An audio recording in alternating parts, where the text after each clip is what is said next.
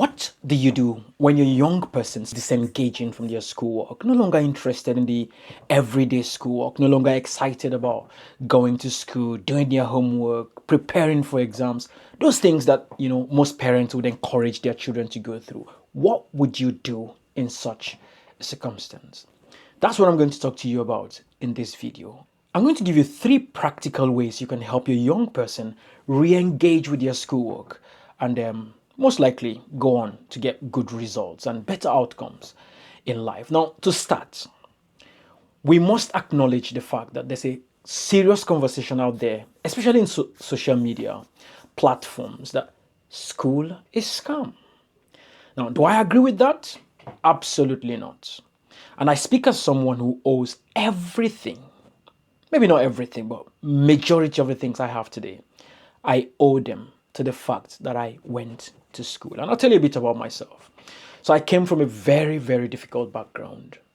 And when I say difficult background, I mean really, really difficult, where from the young age of 10, I've started thinking about things that young people should not think about. I mean, survival, basic survival needs. And then I was in a society where it is schools just is the only way. The school is just the only, there's no other way out of where I came from. So you're either educated and your education pushes you to a place where you get a job and you're able to live a certain way of life, or nothing.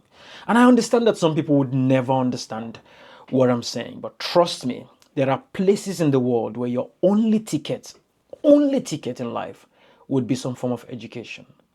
That's the kind of place I grew up. Went through a lot of struggles, and at one point in my life, my elder brother, who is a mentor to me, told me when I was about to go to university that if I'm able to graduate with a first class, that the sky will be my starting point. Now, for me, that was gospel, and this is someone I was looking up to. And so when I went to the university, I had just a triangle as my life. And fortunately, I was able to graduate with a first class. And since then, I've gone on to study to the point of a PhD. But immediately after I came out from the university with my first class, I actually doubted that advice because the reality I met was completely different from what I was expecting. I thought I would finish with the first class and jobs would be hunting and chasing me all over the place. That was far from the truth. I still had to walk across the streets of the country, begging for help, doing all crazy things. I'll tell you some of the things I used to do. So it got to a point where I would go to a restaurant where they sell chicken or whatever, and I would tell them I have chicken to sell because I used to run a poultry, so I was used to this selling chicken. And I would go to a restaurant and tell them because my poultry ran down at that point, used all the money to support myself through various phases of life. So when I got to this point, I had no poultry anymore, and I had to live every day. So I would go to a restaurant, say, do you want to buy a chicken for, I don't know, 450 naira? And they would say, yeah, fine. And then I would go somewhere else, find someone who has a poultry, and get the chicken from them for like say 400 naira, and then take it there, sell it, and this involves walking long distances. So I went through all sorts of difficulties before I eventually landed a job as a university lecturer, and now I've studied to the point of a PhD. But I can tell you that the reality out there supports this idea by some young people that school can actually be described as scam. And there are a lot of factors around that. Number one factor is the school system in a lot of places has refused to adapt to the modernity, the modern way of life. So we have scenarios where people can study to the point of a PhD, and I can use myself as an example. And my monthly salary or my annual salary, someone who is a good content creator who didn't bother to go to any university or anything, can earn my annual salary in maybe a day. Now, with that reality before a lot of young people, it takes some skills to be able to convince them that actually school is not scam. But except you know some of these things I'm about to tell you, that conversation will be difficult to have. And I speak as someone who works with a lot of young people, and I've had young people who genuinely tell me, and they give me these examples of people who are successful without any form of education. And they ask me, so what's the essence of your PhD? If you live a lifestyle that is clearly beneath or below the lifestyle that a lot of these young people who didn't bother to go to university live. And that's, trust me, It's a difficult question. Not every parent would be properly equipped to engage with that kind of conversation. And so, in this video, what I intend to do is to give you 3 practical ways you can approach that conversation with your young person and help them re-engage again with their academic work. So, if your young person walks up to you and says school is scam, or maybe they don't tell you that and they just, the way they behave and the way they engage with the school, their schoolwork, it's clear that they're not convinced that that's what is going to take them to where they're going to. Now, the first thing is, I'd like to help you understand the role of educational school in the life of your young person. There are multiple studies and research that shows better outcome in life clearly correlated with level of education. That's point number 1. Point number 2, yes, a lot of people succeed without any form of formal education, but a lot of people also succeed with formal form of education. Now, I did a bit of a study in my book project that I was writing, and I looked at the top 20 billionaires, top 20 recently.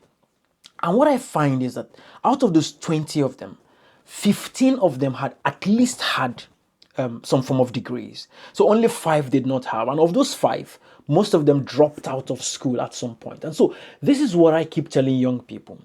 Except school begins to come in the way of your success, there's no point dropping it. What do I mean by that? So if you're doing something and school begins to obstruct that, the path to breakthrough or to success is clear for you. So you're a content creator, you're an author, you're a sports person, and school is beginning to interfere with a clearly defined path. Then at that point, you can drop school. Otherwise, what a proper school system does to you is it affects the way you think. Now, those difficult questions you deal with in school, those maths questions, those problem solving skills that you develop in school, they are not there to, and I hear a lot of young people say things like, who dy dx help, or where do you apply dy dx in life? You might not walk into a factory and see dy dx practically applied, but that study and that work you've done has done something to your mind. And there are, like I said, myriads of studies out there that shows a clear correlation between outcomes in life, how you live your life, your behavior, how you interact with people, how you deal with everyday circumstances, clearly correlated with your level of education. So school does something to your mind. And that's why it's possible for a lot of people to go and succeed in life while still having education. And school is not the only place where people get educated. People get educated every day and through different means. So because someone did not go to school and they succeed, that doesn't mean they are not educated. They've been educated through other means. And so for a young person, except school begins to come in the way of something that you're clearly doing, my position is your young person has to continue on that path.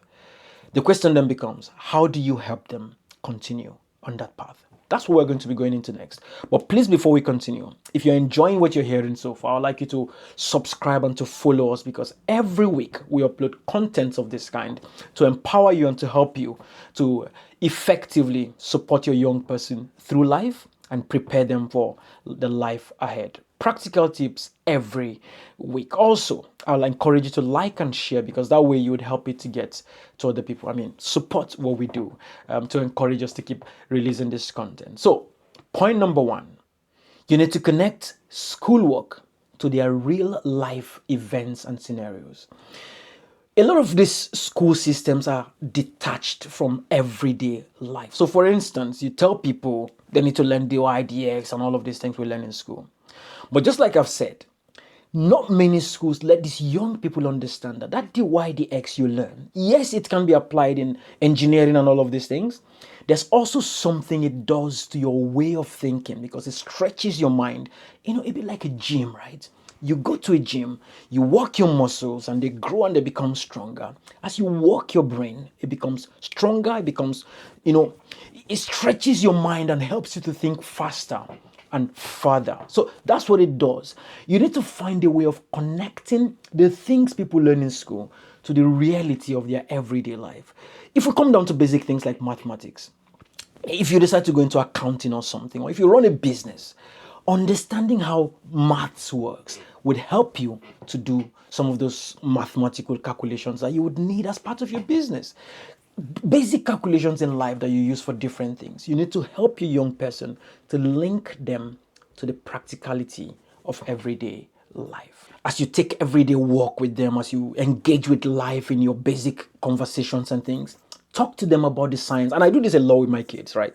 Even when we're cooking and we're talking about the protein and all of these things, I link some of these things. And typically young people are curious. They will always ask you questions.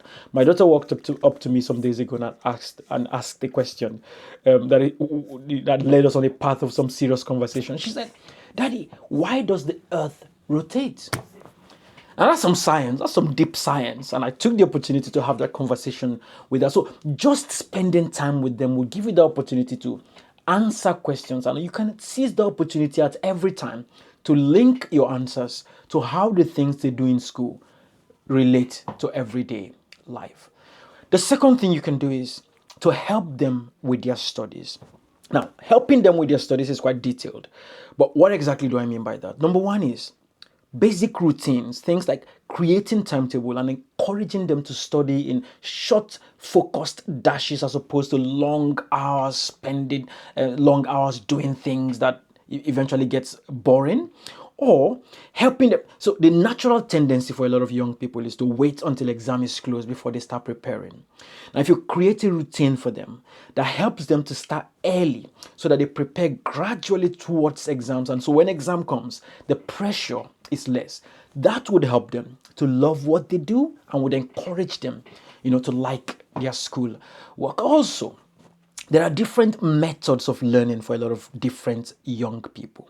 It is your responsibility to work with your young person to find what works for them so that they can apply all of those things in their learning. Now, this is a rule of thumb that I give to a lot of parents. You've got 5 senses. The more of these senses you expose to learning, the easier learning becomes. So if you take a subject and you help your young person to learn that subject by seeing, so sense of sight, so maybe they read it, they sketch something around it. That's if you get them to talk to people about what they've learned. Now you've brought the auditory aspect into the learning. Get them to feel, so imaginations, and get them to feel what they're learning. You can also give them opportunity to discuss, ask them questions. So this thing you've learned, explain it to me, or encourage them to explain it to their friends. What I'm simply telling you to do is engage with your young person's learning and help them to learn the best way possible. That way, you take away the pressure of this whole one size fits all that a lot of schools adopt and help them to enjoy learning. And that's why I started from the first place of convincing you, the parent, that actually school is important. So now that we've dealt with that, you can then go into that step of trying to encourage them to learn the best way they could. And that way, they begin to get good results. They begin to love it. They begin to stand out. They start becoming the smart kid in class, and people start giving them respect for that. I remember back then in university, I used to be, one of the top kids in class, and friends come to me to teach them stuffs that we've learned together. That gives me some, level in class. So there's that respect that comes with your young person being smart. And then that begins to help them to love what they do. And with time, you just see they start getting back into it. The fact that your young person is withdrawing from school, they are simply trying to communicate something to you. Either whatever method they are currently using is not working, or the reason or the purpose behind the learning is not clear to them. And you have a responsibility as a parent to help them see those things and to help them walk through those paths more effectively and clearly. Now, this third point is very important. You must learn to praise progress, strategy, effort, and not just grades. Because a lot of parents, after you put all of these efforts into helping your young person, the result doesn't quite come out as what you wanted. There's that tendency to get frustrated and to just say, and just, show your frustration to this young person. What you need to do is, if the young person spends 10 minutes, 20 minutes working on their homework, you have to come to them and be like, wow, I see you've put some time into your work. Well done. If they plan their strategy, they come up with a timetable and they stick to that timetable for 1 day, 2 days before they start flopping a bit. Encourage them. Take note of the progress that they make. Acknowledge that progress and reward the progress if you can. Because it's the progress that gradually translates into the results and the grades that you want. Remember, you're taking them through a journey. You're taking them from that point where they do not like what is currently happening. Now you're showing them how else they can do it that they would like it. And as they begin to make progress, you must acknowledge that progress and reward the progress, therefore strengthening and reinforcing that progress. That way, you get them to a point where they start getting the results they want, they start loving the work they do, and not too long after that, you'll get your young person to a point where they love school again. So, what I'm saying in essence is, your young person has myriads of reasons to believe this thing that school is scam. I am telling you that it is not scam. There are a lot of things happening. Yeah, there are a lot of factors that might make it seem like school is scam. But trust me, there are myriads of research. There's multiple research that shows clear relationship between level of education and outcomes in life. My simple formula is school smart, street smart is win ready. Interestingly, Win Ready is the name of my teens coaching and mentoring platform. And so we are actively engaged in helping parents support their young people through life, through coaching, mentoring, and different forms of support. If you check out our website, you're going to see some resource that you can take to use to help your young person. But ultimately, get in touch and we'll be more than happy to help you with structured approach to helping your young person. Also, I'd encourage you to leave comments if you have experience in dealing with young person, and if there are any tools or tips that you've used that have worked for you in the past, leave them in the comment section, and I'm sure a lot of people would benefit from those. But thank you very much for now, and I'll see you again soon.